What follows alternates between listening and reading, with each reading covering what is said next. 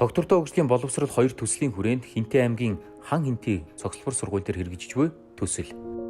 За манай сургууль дээр доктортой хөгжлийн боловсрол 2 төслийн хүрээнд бид ногоон хан хинтээ төслийг хэрэгжүүлсэн. За энэхүү төслийг шууд хүртэгчид нь манай сургуулийн 770 гаруй суралцагчид болно. Тэдгээрийн 2000 гаруй эцэг эхчүүд, за манай байгууллагын 72 гаруй багш ажилчид, мөн манай Хэрлэн сумын 5 дугаар багийн ард иргэдийн хүртэгчид байгаамаа. Дэлхийн банкны 2019 оны судалгаагаар Монгол улсын нэг иргэн өдөрт дунджаар 2.6 кг хог аягдал ялгаруулж үүгээр дэлхийд 12 дугаар байранд орж байна. Тус сургуулийн хэмжээнд өдөрт дунджаар цаасан аягдал 6 кг, хуванцар сав 299 кг, хүнсний аягдал 654 кг, нийт 16.5 кг хог аягдал гарч байгаа нь санаа зовоосон асуудлын нэг болоод байна. Бид нар энэхүү төслийг хэрэгжүүлэхээс өмнө өөрсдөө төслийнхаа санааг олохдоо сургуулийнхаа нөхцөл байдалд үнэлгээ хийсэн. Тэгээд тэрхүү үнэлгээнээс дутагдaltaй байгаа ногоон орчныхоо зүйлээр сайжруулалт хийхээр төслийн багийнхан бүгдээрээ хэлцэж ярилцаад тэрэн дээр төслийнхаа санааг олж хэрэгжүүлсэн юм а. Ногоон орчин бүрдүүлэх замаар хог аягдлыг зохистой менежментийг нэвтрүүлж, ногоон ирээдүйг бүтээн байгуулж, орон нутгийн иргэдэд үлгэр жишээ бий болгох. Намайг Дэлгэр Мөрөн гэдэг, хаан цэцлэг сурлын 11 ангиас суралцдаг. Доктортой хөгжлийн боловсрол 2 төсөл манай сургуульд анх хэрэгжиж эхэлсэн өдрөөс би хамтран оролцсон баха. Энэ төслийг хэрэгжүүлснээр бидний ирээдүйд төсөөлж байсан сургуулийн орчинд юм таатай бүтээн байгуулалтын ногоон орчин, мөн сургууль дээр гарч байгаа хог хаягдлыг менежментийн зөв ойлголттой болж байгальд хортой хувантар савыг ялгаж тушаадаг байх энэ зүйлийг хэвшил болгосон нь илүү даваа талтай басна. Хог хаягдлаа Английн зэдгүүрээ нэг постэр ингээд нийт Хинтээ аймгийнхаа иргэдэд ингээд тарааж өгсөн байгаа. Энэ нь болохоор сурагчид бид нар бол постерыг тарааж өгөхөд ер нь төлхөө оролцсон байгаа.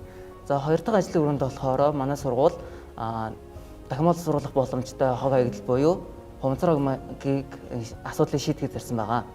За хуванцар хог материал нь болохоор байгаль маш удаан шингэдэг бүтээгдэхүүн. Гэхдээ энэ дахин боловсруулах боломжтой. Ийм учраас бид нэр сар болгоны 27-нд сургуулийнхаа нийт сурагчид болон багш ажилчдын гэрт байгаа бүх хуванцар хогийг цуглуулan авч Хинтээ аймгийнхаа баялаг хуурах хэмээх компани авч өгдөг. Энэ компани нь энийг хог аягдлыг боловсруулан цаашаага готлон авч өгдөг юм компани байгаа. Хогийг ангилан ялах дадал хэвшил сургаж, улмаар дахин боловсруулж өөрсдийн хэрэгцээний шаардлагатай бүтээгдэхүүн гаргаж авна. Жишээ нь хуванцар саваар ширээ, сандал, цаасны аягдлаар нугалбар хийх хуванцар савны тагийг хичээлийн хэрэглэгдэхүүн болон ашиглаж байна.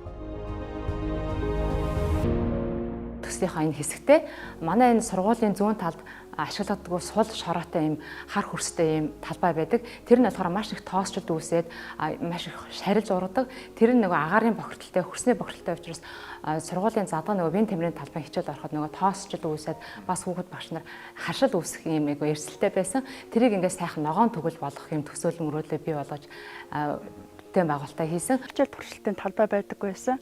За энэ төсөл хэрэгжснээр бол манайх одоо ногооны хүлэмж туршилтын талбайтай болоод байна.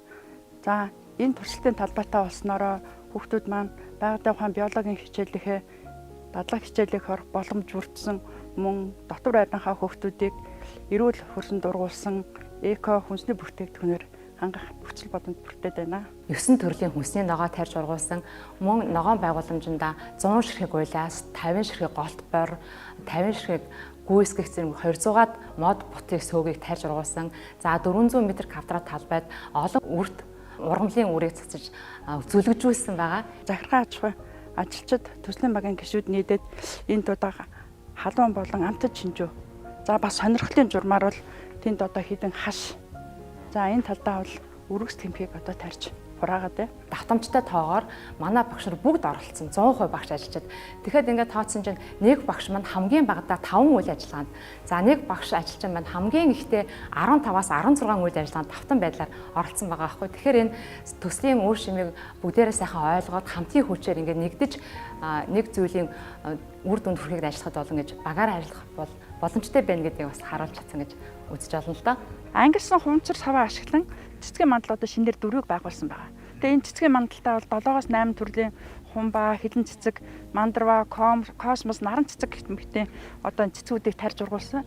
За залууч байгальчид эко клубын сурагчид маань энэ цэцгийнхээ өрийг одоо түүх явцдаа одоо биологийн хичээлийн мэдлэгээ баттган одоо цэцгийнхээ бүцийг бас тодорхойлж байгаа нас талархууштай сайхан ажил байна.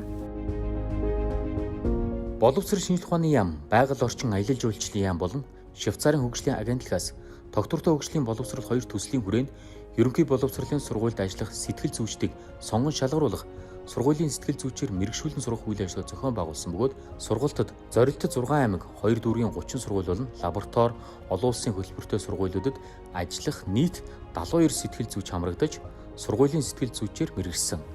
Дээрх сэтгэл зүйчдээс Хинтээ аймгийн хан хинтээ ерөнхий боловсролын сургууль дээр ажиллаж байна. Сургууль дээр сэтгэл зүйч ажиллаж эхэлж байна гэдэг маань одоо хүүхдийн хамгийн ойр дотны тэдэнд туслах зөвлөх нэгэн байх болоо гэж би бол хувьдаа харж байгаа. Зөвхөн нэг жишээ яриа л да. Над дээр орж ирж ирсэн нэг хүүхд яаж исэн бэ гэхээр би ингийг хүсэж байгаа байхгүй юу? Би ингэж бодож байгаа байхгүй юу гэдэг ч юм уу тий. Тасралтгүй цагийн турш тэр хүүхд өөрөө ярьсан. Тэгээд эцэст нь надад яг юу ч хэлсэн бэ гэхээр би тэр хүүхдийг зүгээр л дэмжин анхааралтайгаар сонсож өгсөн байхгүй. Тэгээ тэр хүүхд яасан бэ гэхээр сүүлд нь ярьчаад ёо бүр сайхан тайвширчлаа. Баярлалаа агшаа гэд гарч исэн байхгүй. Тэгэхээр яг тэндээс юу харагдчихсэн бэ гэхээр хүүхдүүдийг сонсох хүн гэдэг зүйл бол нэгдүгээр маш чухал байдığım байна. Тэднэрт ингээд нөгөө ярих хэрэгцээ, өөрийгөө ойлгуулах хэрэгцээ тэднэрт маш чухал байдığım байна гэдгийг бол харагдчихсэн. Сурагч сэтгэл зүйчд хандаж асуудлаа ярилцахад орчин нөхцөл чухал. Ийм төслийн хүрээнд Швейцарын хөгжлийн агентлагаас сэтгэл зүйчдийг ажиллах орчин нөхцөлийг бүрдүүлж, ажлын байрны жишг орчин бий болгож сургуулиудад хүлээлгэн өгсөн. Боловсрол шинжилгээ ухааны яам, доктортой хөгжлийн боловсрол 2 төслийн хүрээнд бол сургууль сэтгэл зүйч ажиллуулах энэ ажлыг эхлүүлээд бид бүхнийг бол одоо ингээд маш их дэмжиж ажиллаж байгаа. За одоо жишээлх юм бол одоо энэ доктор хөгжлийн боловсрол 2 төслөөс сэтгэл зүйчийн хэрэглэгдэхүүний багцыг одоо жишээ нь биднэрт өгсөн байгаа. Энэ дотор бол хүүхдийг онцлох онцлогооны тестүүд, тэгээд сэтгэл зүйчийн одоо гарын доор ашиглаж болох ажил өдөр тутмын үйл ажиллагаанд хэрэглэхүүд те одоо энэ ном сорох бичиг ийм гарын авлагуудыг болол одоо төслөөс маань өгсөн байгаа. За тэгээд ерөнхийдөө энэ сэтгэл зүйчийн өрөөний тогтчлолтод бол бас доктортой хөгжлийн боловсрол төслөөс бол ингээд маш их анхаарч одоо эдгээр бүх зүйлүүдийг компьютер те одоо эдгээр бүх ширээ, сандал, уулзалтын ширээ энэ бүх зүйлүүдийг бол өгсөн байгаа. За тэгээд сэтгэл зүйчийн өрөө маань яг вэ гэхлээр ерөнхийдөө ганцаарч илсэн зөвлөгөө өгөх хэсэг, бүлгийн зөвлөгөө явуулах, тэгээд сэтгэл зүйчийн ажил үйлчилгээг явуулах хэсэг гэсэн юм үндсэн 2 хэсэгтэй байвал ерөнхийдөө тохиромжтой байдаг. Хүүхдтэй харилцах орчин чимээгүй, намгүн, тав тухтай байснаар хүүхэд өөрийгөө илэрхийлж чадна. Ерөнхийдөө сэтгэл зүйн өөрөө ингээд тухтай орчин ингээд тайван байна гэдэг маань одоо үйлчлүүлэгч сэтгэл зүйч хоёрын хооронд одоо холбоо тогтоох, итгэлцэл бий болгох тэ энэ орчныг бол орчинд бол маш их нөлөөлж идэг. Хүүхэд бүрийн нууц гэдэг маш чухал. Тиймээс төслийн зүгээс сурагч, багш нарын нууц мэдээллийг хадгалах тусгаалсан сэв, зөөлөн буудан компьютер зэрэг хэрэглэгдэхүүн тоногдох хөрөмж гардуулан өгчээ.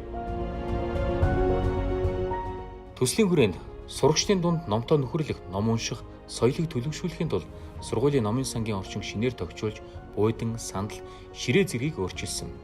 Энэ нь хүүхдийн ном унших, хамтран хичээлээд автах, бие биетэйгээ нөхөрлөх, чөлөө цагийг үр дүнтэй өнгөрүүлэх, очих дуртай газрын нэг болж тэдний талархлыг хүлээсэн байна.